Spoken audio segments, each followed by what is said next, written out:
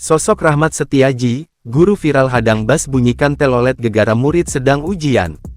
Video aksi seorang guru sekolah dasar SD, mengadang bas pariwisata yang menyalakan klakson, telolet, dekat sekolah di kawasan Pasir Putih, Sawangan, Kota Depok viral di media sosial. Melansir akun Instagram @polsek_bojongsari, diketahui guru tersebut bernama Rahmat Setiaji.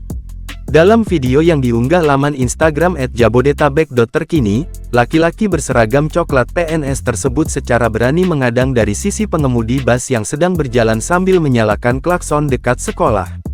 Tanpa aba-aba, ia lantas beberapa kali memukul pintu sopir dengan tangan kosong hingga sesaat kemudian bas berwarna ungu itu melambat.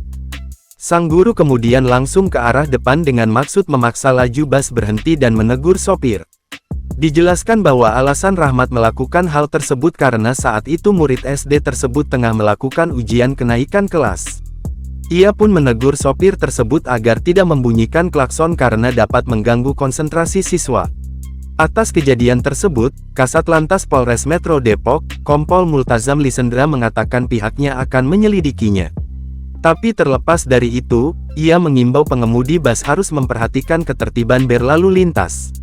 Mengimbau pengemudi bas untuk tertib berlalu lintas dan melarang untuk mengganggu ketertiban umum. Di depan sekolah, masjid, tempat ibadah, dan rumah sakit dilarang membunyikan klakson apalagi telolet, kata dia.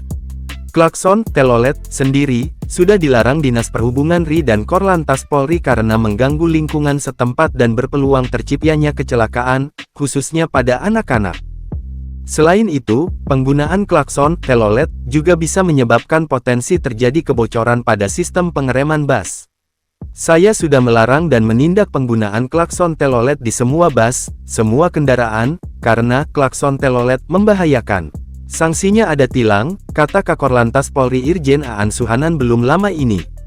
Saya sudah membuat petunjuk arahan untuk dilarang klakson telolet karena berpotensi terjadi kebocoran, gagal rem akibat ada klakson telolet, kata dia.